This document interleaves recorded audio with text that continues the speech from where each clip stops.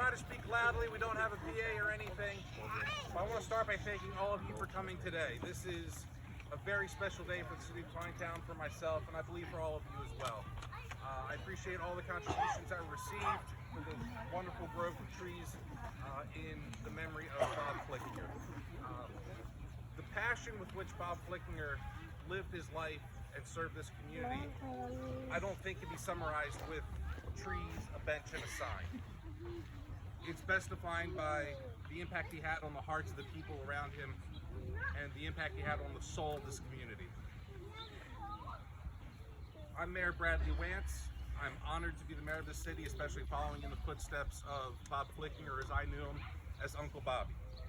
I remember as a child seeing him at family reunions at Pine Mark Campground, and his sense of humor and his dedication to people was a big thing that I really remember to this day. He was a very hands-on mayor, that's for sure. He spent as much time out with the city crew as he did in City Hall. I think a fine example of that was shared with me yesterday when it came time to take the Santa shed from the garage out into the city for Santa that year. He simply pulls up his trailer, attached to the winch, crank it up there, and all the guys are saying, well, don't you want to strap it down? No, I'll be good. And he just drove it right down. It's flip-flopping all over the place on the trailer, and they're following behind, figure out where they're going to pick it up. But as only Bob could do, it made it there safely. He got it off, and that's how he lived. You know, he got it done. He didn't waste time. He was out there working with everybody. And his legacy in this city is always going to be remembered. I think this small token and this park in his honor is just the very smallest thing we could possibly do. Before we get on with today, I do want to thank a few people. Parks and Rec Director Lorena Vicar, she put all this together for us. We greatly appreciate that. Our Parks and Rec Advisory Board Chair, Kelly Bowie, has joined us today. From our council, Mayor Pro Tem Joe Digliotti has joined us. Councilwoman Judy Fuller, Councilman Daniel Haynes, and we have other dignitaries here who are going to speak as well to you. So I appreciate, once again, coming out, joining us. It's a beautiful day for this, and I think this is the very best thing we could do for Uncle Bobby. Where did Daryl go? Councilman Daryl Hale, I'm sorry. He's not sitting with the rest. With that, I'd like to welcome up former Mayor Jim McCarron, who would like to say a few words for us.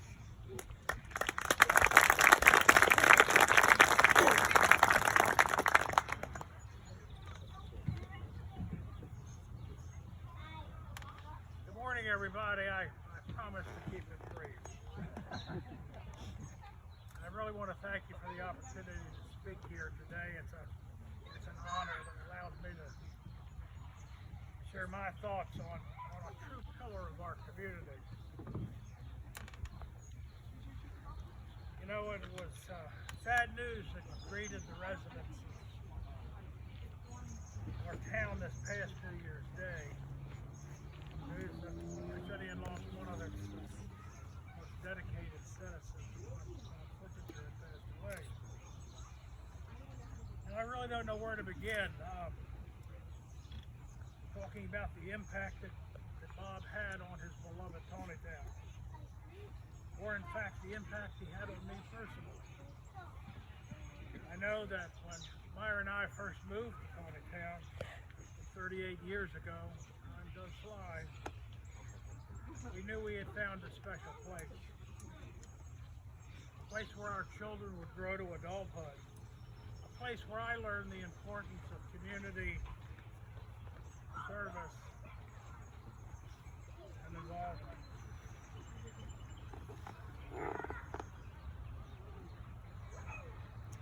Bob Flickinger was one of my best teachers. 38 years ago, Bob had already served one term as mayor, one of his three. When I was first elected to council back in 1985, I was really immediately impressed by Bob's work ethic. He knew everybody, was involved in everything. But I especially remember his involvement in our park. It took a little while for this greenhorn to catch on, but thanks to Bob and his dedication to community service, the short learning curve. From the beginning, Bob's guidance proved an example that proved to be a true test of what it meant to be a public servant. I knew Bob for many years, and we worked side by side along with the council members to build a community and to encourage our citizens.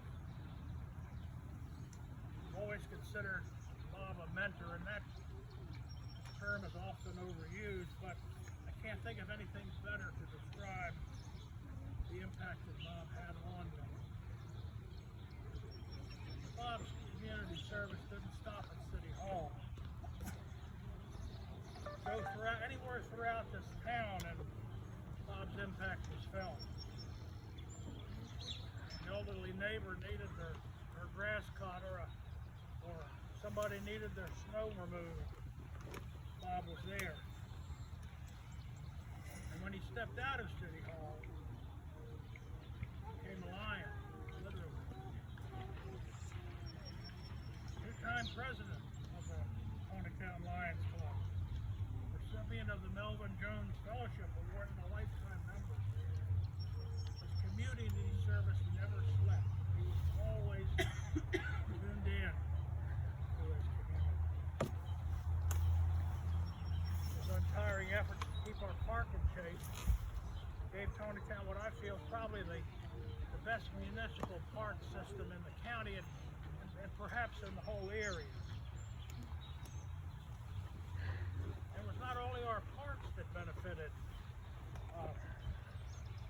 but think of all the many young people that Bob solicited to help mulch the trees and plant the trees and clean up the parks over the years.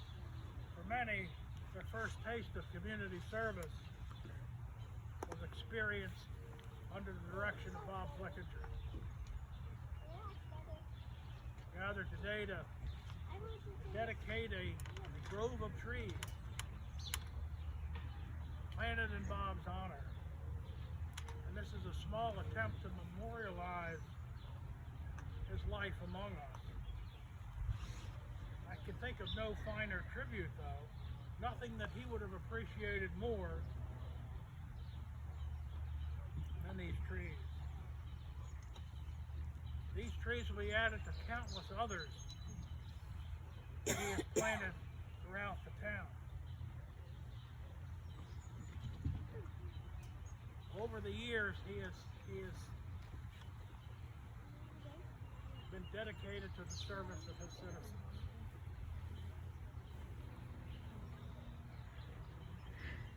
So proud to be here today and offer my few words in honor of Bob Flickinger, one of the finest public servants that I've known. Thank you, Bob, for the gift of yourself. Thank you for taking time with me, for your years of support and encouragement, and for the lives that you have touched in and around our community, for making our town what it is, where neighbor helps neighbor. Thank you all again for the opportunity to speak. I'd like to introduce our next speaker, our city solicitor, Dave.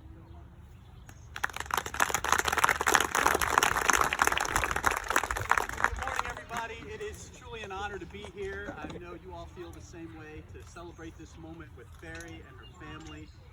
In this town, that's kind of what we all are, what we become is family. And what a true fitting thing to be in the park. As Mayor McCarran had said, Bob was into the parks and into the trees. I mean, I can feel him here right now, except there's one thing different. It's not hot enough, right? Because Bob decided he'd do the community service projects that he talked about with the kids on the hottest day of the year, and wouldn't let anyone tell him that it's too hot to go out today. You know how we're going to go do that. So, you know, except for it not being hot enough, this would be Bob's kind of place. You know, my encounters with Bob were a little different than other people. I met Bob when I was the mayor of New Windsor back in 1993. And to be honest with everybody, Bob didn't like me. Okay? And as you know, Bob, he told you, Okay, it wasn't a guess that he didn't like me. Bob and I, he didn't get along. It wasn't like me. And I don't know that he used the word young whippersnapper, but he might have. Okay, and you kind of think I was 23 and I knew everything at the time, and here is a guy who has been serving terms, as Mayor McCarran said, 35 years ago. He's already finished one term, and here I come in, and so Bob and I had a rough start. But you have to kind of look at it from my perspective as well. When you thought of Tawnytown in Carroll County, you heard Bob and Ferry Flickinger, okay, inseparable. They were legends. Okay, my parents knew them. Every Christmas when it was time to get White House Christmas ornaments, Barry'd be knocking on everybody's door to sell the Christmas ornaments. That's right. They were absolute legends. So when a 23-year-old meets for the first time a legend, how do you think it's going to go? So when I was asked to speak today, I was thinking about legends, and when I hear legends in my mind, I think the guy that's a legend to me is John Wayne. And I was thinking, Bob Flickinger and John Wayne, I mean, there is something similar about that. So I did a little bit of research, and I found out that John Wayne had like a little code that he lived by. And there were lots of rules in this code that were very similar to the way Bob operated. And so I kind of wanted to give you some examples. One of the things John Wayne did as a legend was he said, you have to do what needed to be done. And Bob was that way in a lot of different things, from planting the trees in the middle of the summer heat to some big things in the community, like the building of Lorien. That is such an asset for our community, for our county, for our region. That was because of Bob's tenaciousness. He made it happen. He wanted to make it happen. He didn't have a lot of words to say. He just said, we're going to do this. We're going to get it done. I mean, can you imagine now, from now until forever, we're always going to get to go to Flick's Pub? I mean, that's for Bob. So that was one of the rules he had. The other rule is perfect for me. Every person deserves a second chance. Here I am, the city attorney. I've been the city attorney for 20 years. Guess who was the guy that hired me as a city attorney? Bob Flickinger, right? So we came from one end of this spectrum to the other end of the spectrum. And I always appreciate the guy that will give a second chance, and I kind of know that from there. He had some other rules. Have goals and take risks. Well, he wanted what was best for this town. We know that. And so he had some goals to try to make the town better than what it was when he found it. And one of the risks he took was he hired a city manager that barely spoke English, Chip Boyles from South Carolina, with the heaviest South Carolina accent you've ever met. Chip's here today, okay? He came to be with us for this. And Chip Boyles came up here, a guy from South Carolina. He took a risk on Chip to be here. And Chip really started to transform the town, trying to make something different. The other risk that they took was Bob Flickinger was the one who was responsible for hiring Nancy McCormick. Now, who thought of a town this small that would have an economic development director? That's unheard of, especially way back 20 years ago. But Bob had the goal and the foresight, and he told Chip, we're going to hire this lady. Their story about Nancy's go on forever and ever. But basically, Nancy came on board, and in her way, she helped shape the town. And that's all because of the push that Bob did. The last rule that John Wayne had, that Bob always had, was be a true friend and stay loyal. Well, we know he was that way to Tawnytown, but that's not the best example. The best example of being a true friend and staying loyal is his relationship with Ferry. They were inseparable. Like I said, it was always Bob and Ferry. And sometimes it was Ferry and Bob, depending on who was making the decisions there. But we can all learn from that example of sticking with somebody through thick and thin, and how you can make not only your life and your family, but your community. So I was really happy to be part of today. It's a sad time for me sometimes, because Bob, when he saw me, he would always say, hey Jaybird, what's up? And I'm never really going to hear hey Jaybird and what's up. But it makes me so happy that I actually got to be with somebody who is a legend. You know, I'm never going to meet John Wayne, obviously, never met him. But I met Bob Flickinger, and that's really awesome and good enough. So I appreciate you letting me share some thoughts of mine about Bob, and I hope you enjoy it. Thank you very much. Speaker, I need to do that. Justin Debrow's here to talk about Bob and add some more accolades. I appreciate being asked to be here, and I have to speak to Ferry right now and the family.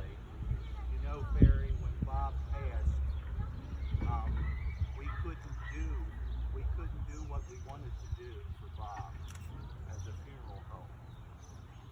And that broke my heart that we couldn't, for so many families this past year, this has been an awful, awful time in our country, not just here in Town, but around the world. And as funeral directors, it's been even awful that we can't give grieving families what they wanted. We couldn't have public gatherings like this. We couldn't bring people together to support the family that when they needed it most. So I'm so thankful today, and I think we should all say amen. Amen. Thank you, God. Thank you that we can be here and surround Ferry and the family like we can. We can hug each other. And I know Bob is smiling down today on all of this. He would have loved the gathering, and he would definitely love this park with the trees planted in his memory. I know he's smiling down. Bob welcomed me and my family in 2007 to Town with open arms to the funeral home staff and family that was there at then the Styles funeral. And I knew right away that I met the right person to have it on the door greeting families as they come in to pay their final respects, because Bob knew everybody that came in the door, hugged them, kissed them, knew them by name. When I started in funeral service, that's the one thing my mentor, Bob Monahan of Gettysburg, told me. He said, Justin, standing on the door, he said, you can put all kind of advertisements in newspapers. He said, you can advertise in the yellow pages. You can put your little ads in the church bulletins. He said, your best advertisement is to be standing on the door at the funeral home and remember and know people by their name. Call them by name. And Bob, he should have been a funeral director. He was great. And he would introduce, of course, me to the good people of Town and the wonderful families we have here. This town is very blessed. Very, very blessed. And we were blessed to know and have Bob. And I came across a poem, but I'm not going to do this justice. This was written by the great poet laureate Maya Angelou. Many of you know Maya Angelou. But what she talks about, I think you'll see why I chose this. Boy, it really fits Bob. Bob wasn't a little sapling or one day these trees will be huge, towering trees. That's what Bob was. He was a towering giant in this community. And this poem, again, I'm not going to do this justice. When great trees fall, I'll end with this. When great trees fall, rocks on distant hills shudder. Lions hunker down in tall grasses, and even elephants lumber after safety.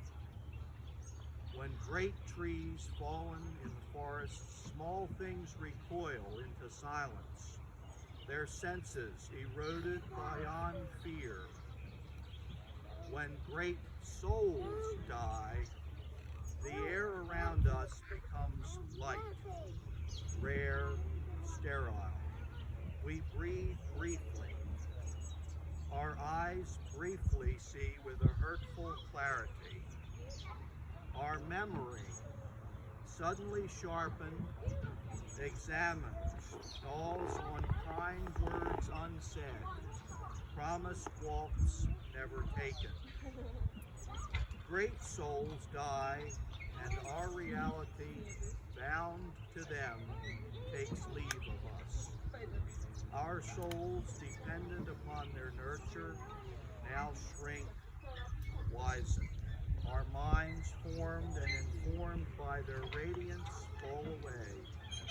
We are not so much maddened as reduced to the unutterable ignorance of dark old caves. And when great souls die, after a period, peace blooms, slowly and always irregularly. Space fills with a kind of soothing electric vibration. Our senses restored, never to be the same, whisper to us. They existed. They existed. We can be and be better, for they existed. God bless you, family. And God bless Bob. May the Lord always bless him and keep him, and may his perpetual light shine upon him forever.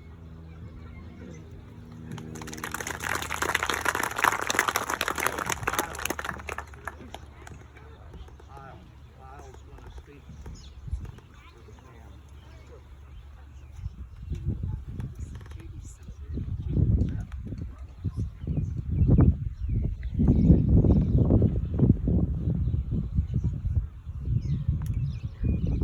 Hello everyone, thank you so much for coming.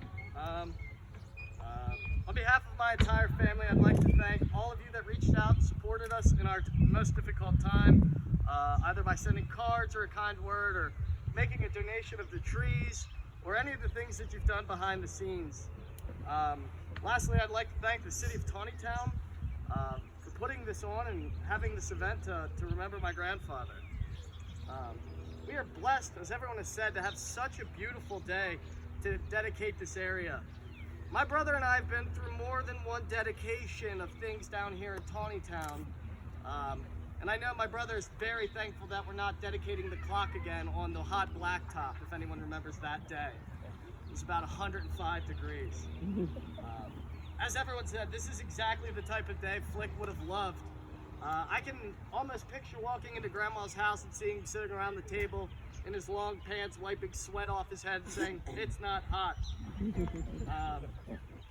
And as everyone said, the pandemic took away our ability to gather in a church, which my grandfather loved and was such a member of. But I think this is actually more an apt setting for him, surrounded by family and friends with kids playing in the background.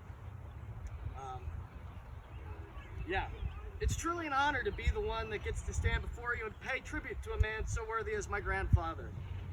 When asked about a man's legacy, American philosopher William James said, "The greatest use of a life is to spend it on something that will outlast it." My grandfather embodied this sentiment. My grandfather spent much of his life in the service of others. Service to his country and community started in 1955 when he joined the Army and continued for the rest of his life. My grandfather proudly served his beloved Tawnytown, both as a mayor and a city council, serving in public office for more than 20 years. I can still remember sitting in Antrim as he was recognized after one of his many retirements from mayor. Perhaps they should have waited a few more years for that. Obviously, much as he would have thought about this, he didn't think he was really worthy of that party, but obviously Grandma talked him into it. While my grandfather was involved in many organizations, the one I remember him for most, and looking in the crowd, is the Lions Club.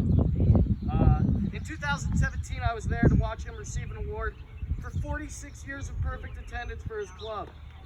I'm a teacher and I have kids that don't make 46 minutes of perfect attendance, so it's pretty impressive. I fondly remember attending the Christmas dinners with him and my grandmother, always leaving with my candy cane and my orange from Santa Claus. My grandfather always had a love for working outdoors. Maybe this attributed to his roots as a farm boy. I have many fond memories of working in my parents' yard with my grandfather, from cutting down pine trees in George Street or getting multiple trailers full of mulch. He had some weird obsession with mulch. I think this is part of the reason that I still love working outdoors, mowing other people's yards, taking after my grandfather. I think my grandmother still has it from when I was 5, my first picture of riding Grandpa's wheel horse. He still has that tractor too. He was often seen around town mowing different properties and enjoyed planting his own flowers and vegetables. My grandfather enjoyed planting trees as well, as everyone knows. I do remember he was one of those guys that didn't want to cut down Christmas trees, so I remember going to get a live Christmas tree with him on one occasion because he wanted to replant it. For a man who loves trees, he bought really bad Christmas trees. I think I was sent to make sure he didn't bring back another Charlie Brown tree. That memory haunted my mother for Christmases to come. Tawnytown honored Grandpa in 2007 by dedicating this park to him. For years, he worked with middle school and high school students to mulch all of the town's parks. We often said, and anyone who's ever worked with him would agree, that he easily outworked all of those students. I remember helping with that project once. My cousin Sean did it more than once, and yeah, he outworked us too. My grandfather was a man of faith and served his faith by being an active member of Grace UCC. He was especially fond of working with their learning center. I remember going on one of Mr. Bob's lunch runs to the bowling alley. We picked up the food and then we took it to the church to deliver to the kids. He would always light up being surrounded by little ones. My grandfather spent his life doing many things, but his favorite thing was always being with his family. Behind every great man is an even greater woman, and I'm sure everyone would agree. His marriage to my grandmother for 63 years is something I've always admired and used that as a model for my own. He was the type of dad who would drive to Hanover to rescue his daughter with a flat tire and keys locked in her car. He was also the type of father who was willing to allow his grandson to drive his prized Mustang to prom. I will miss his stories and his laughter, but I'll especially miss all of the grandfatherly advice, some of which my mom didn't want me to get. When thinking about how to eulogize my grandfather properly, I looked up the word legacy. One site I read said, to leave a legacy means to leave the places you go and the people you met a little better than you found them. I think anyone who has met my grandfather could agree that legacy is well intact. Thank you.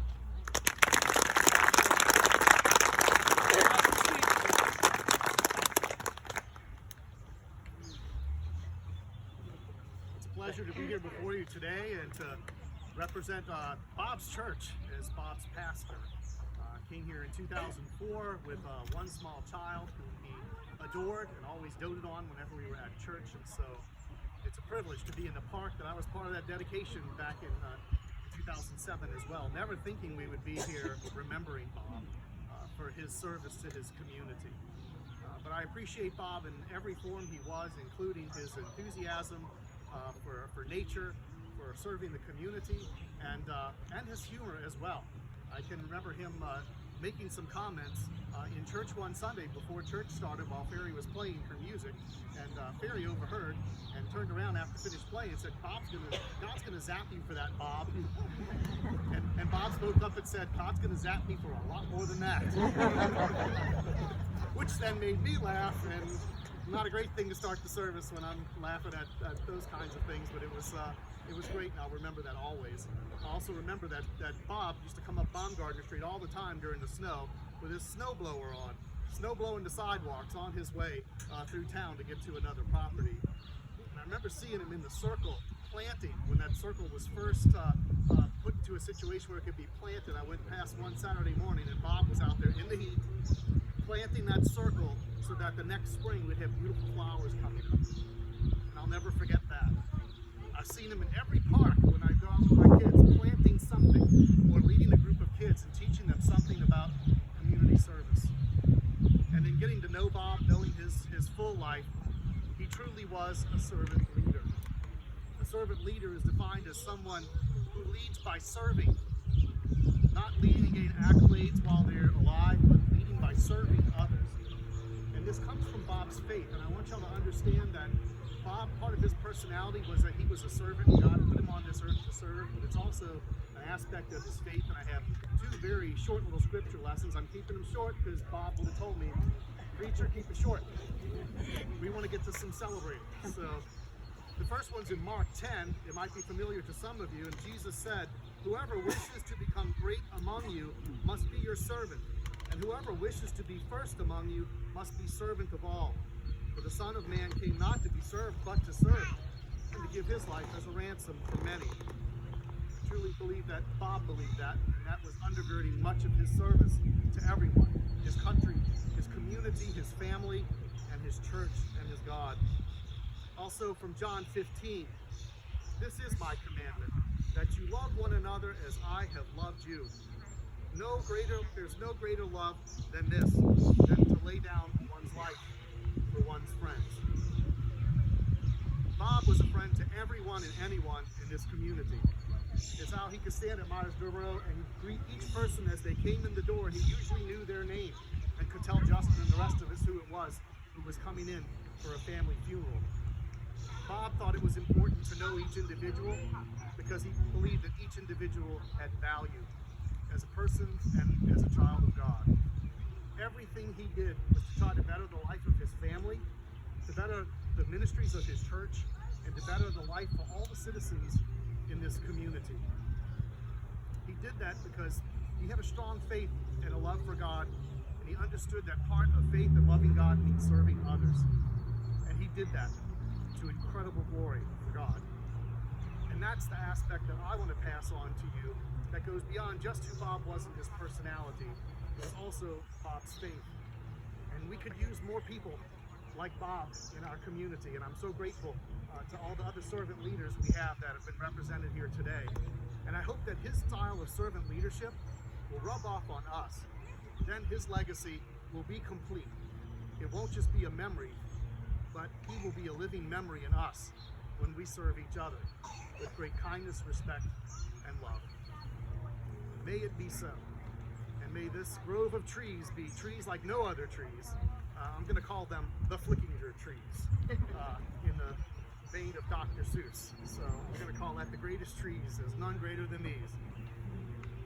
Well, it is also my great privilege to be able to dedicate this grove. So if you could join me in just a moment of prayer, we'll dedicate this and celebrate.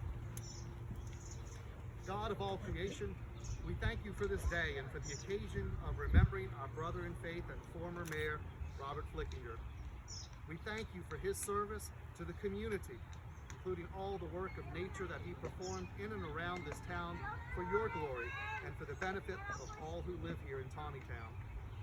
We dedicate this grove of trees in your servant Bob's name and ask you to bless them, that they may grow tall, providing shade for families and children who visit this park. And let them become a good home for the birds of the air and the creatures of the ground who find safety and rest in them. Let us be good caretakers to foster their growth and health as we foster the health and growth of our community in the ways that Bob did. We pray this with a sense of gratitude and remembrance in our heart. Amen. Thank you for being here, and you're going to come do some unveiling?